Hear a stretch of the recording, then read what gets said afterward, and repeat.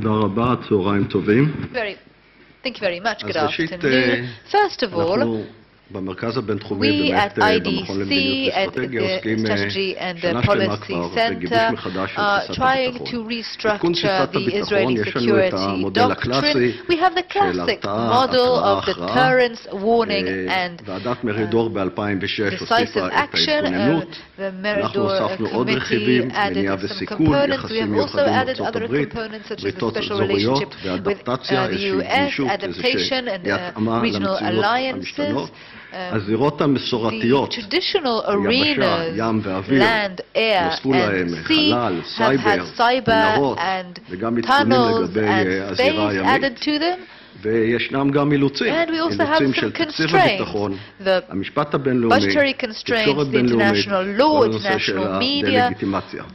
לכן, אם אנחנו מסתכלים על המודל המסורתי, אנחנו מרחיבים אותו כאן לזירות השונות ולאילוצים של תקציב הביטחון, הזירה המשפטית והתקשורת הבינלאומית. יש לנו איזשהו מודל של 8 רכיבים, 4 ישנים, 4 חדשים, 3 אילוצים לזירות שונות. אני רוצה להקדיש את הדקות הבאות לדבר טיפה על תפיסת הביטחון ותקציב הביטחון, שאחד צריך להיגזר מהשני, לא עוד כיבוי שרפות, לא עוד התנצחויות בלתי פוסקות בין האוצר וביטחון. תקציב ביטחון צריך להיגזר מתפיסת ביטחון מסודרת, רב-שנתית. המנהיגות בישראל צריכה להחליט איזו רמת סיכון ביטחוני היא רוצה מתוך קשת אפשרויות, להתחשב גם בצרכים אחרים. ישנה גם בעייתיות בהגדרת תקציב הביטחון ובמדידת תקציב הביטחון.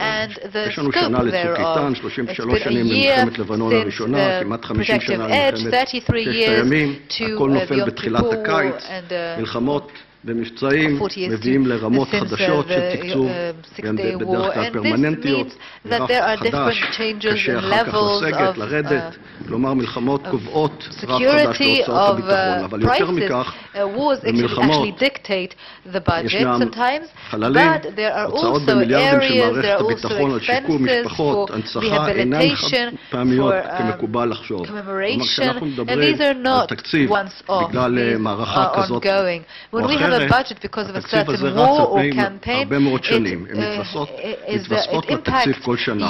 לכן החישוב המסורתי של כמה עולה לנו צוק איתן, כמה עלתה לנו מלחמת לבנון השנייה, למעשה מוטעה. אם מסתכלים רק על הוצאה חד פעמית וחד שנתית. מצד שני, בשל מבנה תקציב הביטחון בישראל, עכשיו ועדת לוקר יוצאת ממש היום, מחר, עם הדוח שלה, הוצאות הללו והוצאות על פנסיות והמשיכות, והן חולקות את התקציב הצה"לי שמוקצה לאימונים, הצטיידות, כוח אדם וכו'. גם מחקרים מראים, ואני לא אכנס בהרחבה לזה, רק בקיצור, שתקציב הביטחון יש השפעה ישירה, יש עקיפה, יש מושת, יש מיידית, למשל המעבר לנגב, ההשפעה הזה על הצמיחה, על האזור, על הפריפריה, היא לא רק עכשיו, היא ארוכת טווח. תתחיל מול חמה זאת הדילמה הקלאסית. ויש תקציב הביטחון, למה אני אומר שאנחנו בעצם לא יודעים מה בתקציב הביטחון, כי ישנן הוצאות ביטחוניות רבות שלא נכללות בתקציב הביטחון, ולחילופין ישנם גם הוצאות הכלולות בתקציב הביטחון שהן אזרחיות, דוגמה הוצאות הכרוכות בשמירה על התנחלויות.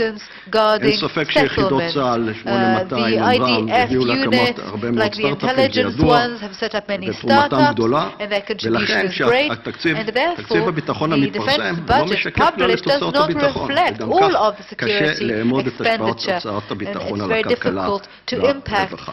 לכן, לדעתי, קודם כל צריך לקחת את ההוצאות של שיקום, משפחות, הנצחה, ופנסיות אנשי משרד הביטחון, שזה משהו קשיח, ומעיק על תקציב צה"ל עצמו.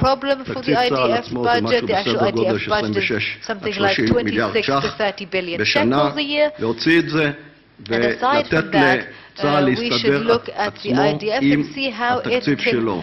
deal by itself with its own budget for training, for equipment, for human resources, etc. We must not forget that Ben-Gurion himself had already, as Talia mentioned, that we should be striving for peace. That is a huge priority for Israel. Also, in order to neutralize security threats, and unfortunately, the peace terminology, the peace accord terminology, is not prevalent here, even though a poll we have taken as part of the IPS, the Institute for Policy and Strategy, 65% support political peace negotiations.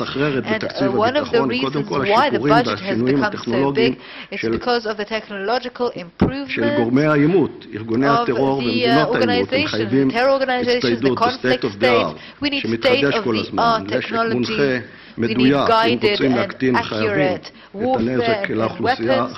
We need to minimize the impact on the innocent population, the civil population. And so the less relevant budget should be taken out and allocated to other ministries so that there isn't as much pressure on the IDF budget. It should be the net רק אסכם ואומר שגם בצד ההגנתי, מערכות כמו כיפת ברזל, שערי קסמים, שגם ממומנות ברובן על ידי ארצות הברית, עדיין מלוות בהוצאות מקומיות ניכרות, אידך ללא הגנה של סוללות כיפת ברזל, הנזק הכלכלי למשק, למשל בצוק איתן היה גדול פי מונים, והכלכלן הנודע רוביני אמר אתמול, בנאום שלו, בטח כנס הרצליה, שהשווקים הישראלים אכן היו יציבים בזמן מלחמות, וזאת אחת הסיבות.